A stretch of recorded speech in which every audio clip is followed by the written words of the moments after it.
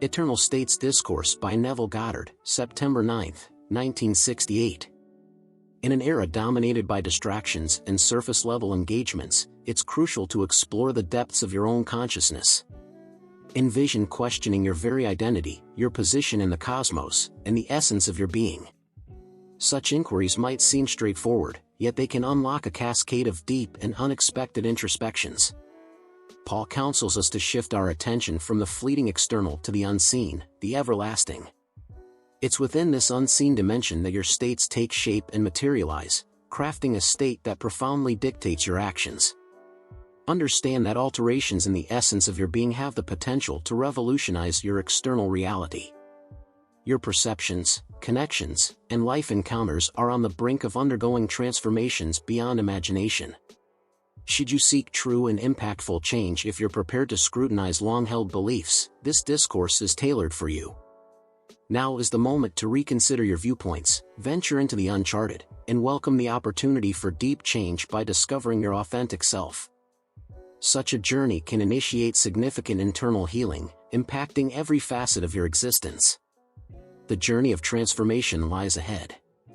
Embrace this path and let timeless wisdom guide you. Bear in mind that knowledge is a priceless asset that remains yours alone, and action is the critical element in applying this knowledge. Before proceeding, I have a special appeal. If you're intrigued and eager to undertake this voyage of self-discovery and change, kindly like this video, share your thoughts below, and remember to subscribe to our channel. Your engagement with our content aids us in producing more videos filled with insightful and meaningful discussions. If you find this video beneficial, consider sharing it with at least 2 acquaintances. Knowledge grows when shared. Let's dive back into our quest to uncover the essence of your true self. In solitude, ponder on your identity, your current place, and your aspirations. The responses will illuminate your consciousness, the essence of your being. Paul articulates, "We focus not on the visible, but on the invisible, for what is seen is temporary, but the unseen is eternal." Mystics perceive these essences personified. They constitute a state that decisively influences your actions. Any transformation within your essence precipitates changes in your external reality. Blake enlightens us that eternity is real, and all within it exists independently from creation, an act of compassion. This perspective reveals that I deem no one as just or unjust, for they reside in a supreme state. Blake regards mercy as recognition that states are eternal, that in divine compassion, all was created, not merely some. Therefore, every conceivable scenario already has its place in eternity. When Blake asserts, eternity exists, all things in eternity stand independent of creation, he suggests that what we observe is merely a fraction of the universe's eternal framework. You embody the force of action. Upon entering a scenario, it springs to life. Subsequently, you might lose yourself in this animation, doubting its reliance on your perception. Observing it, it's hard to accept that you're the animator, but indeed, you are. We are living spirits in a realm of mortality, destined to become life-bringing souls through compassion. Yet, until then, we animate our perceptions. Blake, in a moment of introspection, queries, "Who will free me from this mortal coil?" I assure you, no terrestrial force can, only the divine. Peter proclaims, "Praise be to the God and Father of our Lord Jesus Christ, in his immense compassion, we are reborn to a hopeful life through the resurrection of Jesus Christ from the dead." This holds truth, for only through divine grace can we experience rebirth. Now, immersed in an eternal realm of mortality, you animate inanimate forms, believing in their independence from your perception. This cycle persists until divine grace awakens Christ within you. If Christ weren't within us, awakening would be impossible. Thus, like Paul, we bear within us the death of Jesus, the grave where he rests.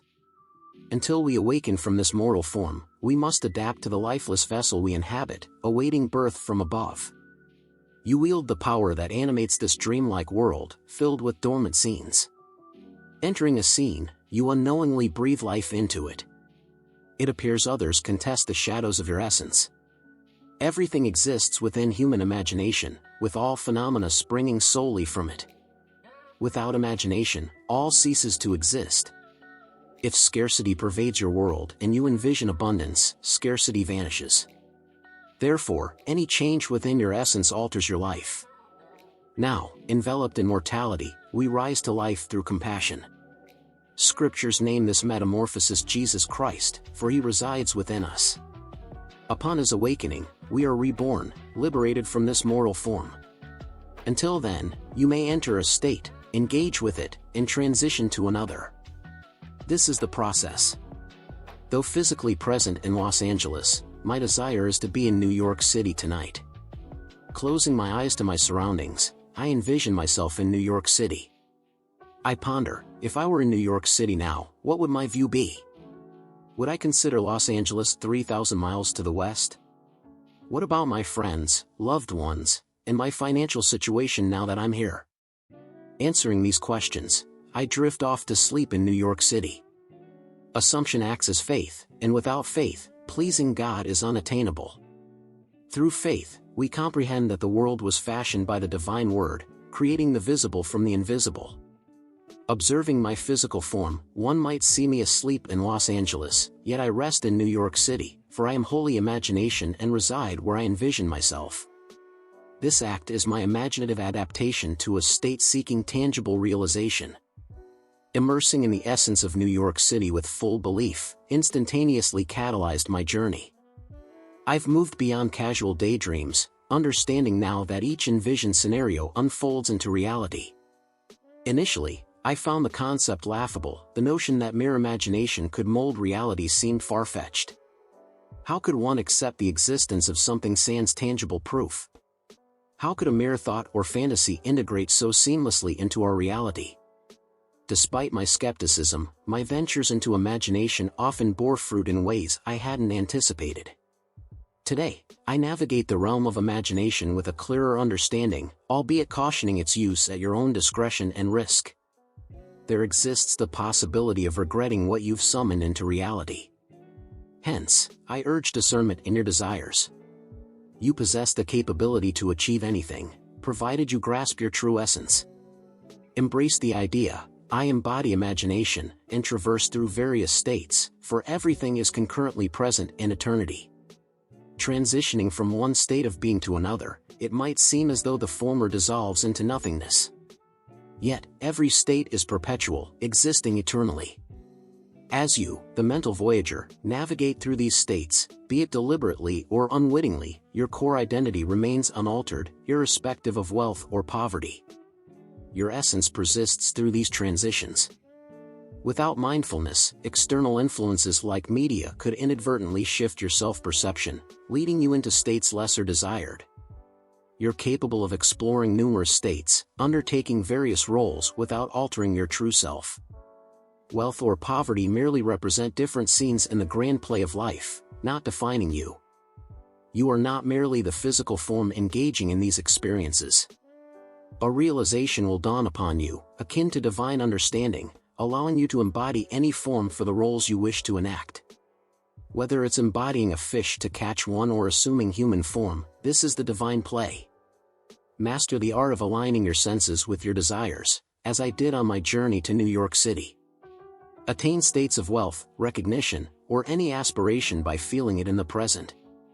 Visually and emotionally construct your reality, though the tangible world remains unchanged. In your mind's eye, bask in the congratulations of your peers. Believe in the tangible impact of this unseen realm. Echoing Paul's words, focus not on the visible, but on the invisible, for the visible is fleeting, while the invisible is everlasting.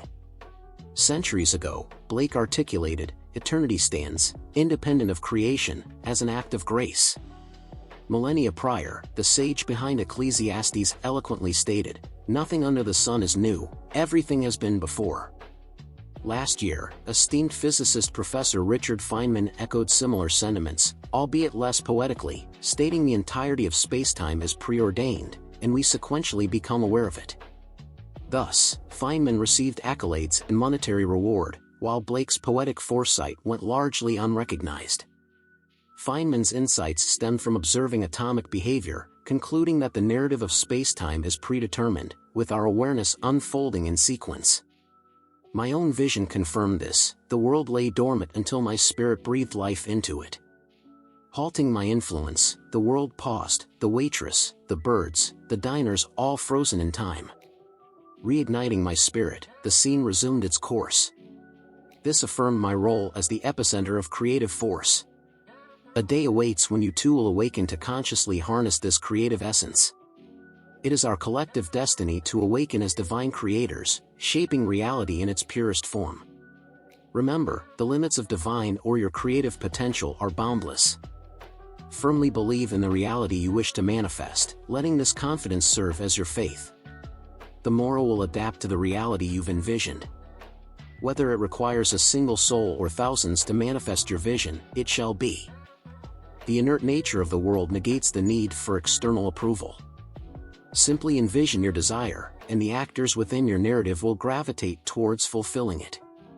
Test this truth without preconceptions. Its validity is proven in action, irrespective of worldly skepticism. If tangible outcomes hold value, external opinions lose their weight. I encourage experimentation, for it is bound to succeed. While we conclude this video, the exploration need not end. Should this content resonate, kindly like, comment your thoughts, and subscribe for more on the enigmas of consciousness and transformation. Gratitude for joining this journey. Until our next encounter.